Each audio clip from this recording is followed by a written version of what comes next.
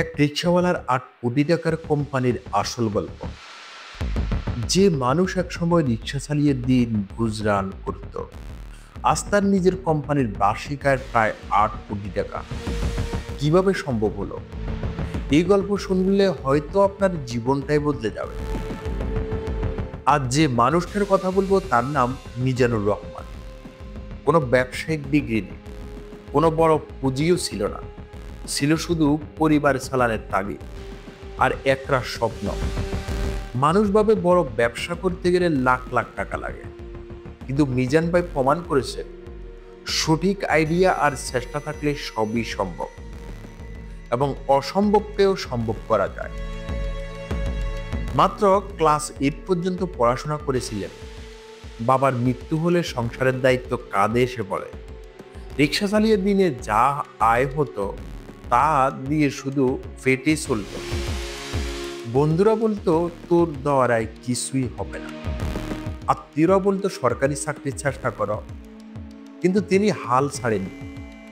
রাতে ইউটিউব দেখে ব্যবসার আইডিয়া খুঁজতেন, দিনে রিক্সা চালাতেন। একদিন যাত্রী তুলতে গিয়ে এক গ্রাহকের সাথে আলাপ হয়, যিনি বিদেশে শুকনো খাবার রপ্তানি করেন। কথা বলার ফাঁকে মিজান ভাই বুঝলেন দেশি শুকনো খাবারের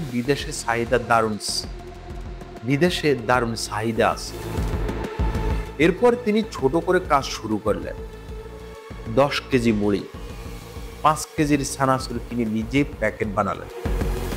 ফেসবুকে ছবি দিলেন, আর প্রথম সপ্তাহে পেলেন 15টি অর্ডার। শুরুটা ছিল ছোট, কিন্তু ধীরে ধীরে ব্যবসা বেড়ে যায়। এখন তার কোম্পানি 50 জন কর্মচারী কাজ করেন।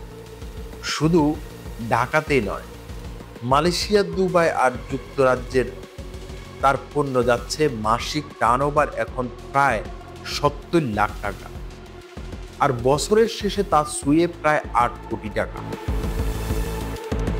এই গল্প থেকে আমরা শিখি, আপনার বর্তমান অবস্থা আপনার ভবিষ্যৎ নির্ধারণ করে না।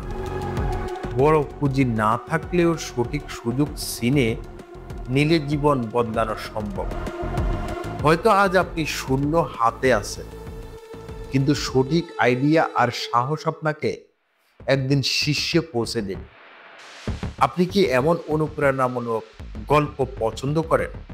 কমেন্টে লিখুন কোন ব্যবসার গল্প শুনতে চান। আর আরো এমন ভিডিও পেতে এখনই আমাদের চ্যানেলটি সাবস্ক্রাইব করে রাখুন। পরের ভিডিওতে জানবো এক চায়ের দোকানদারের গল্প, যিনি আজ কোটি টাকার রেস্তোরাঁর মালিক হয়েছে। কিভাবে হয়েছে বিস্তারিত সবকিছু জানবেন। জানার জন্য ভিডিওটি দেখার জন্য অনুরোধ রইল। সবাই ভালো থাকবেন, সুস্থ থাকবেন। আল্লাহ হাফেজ।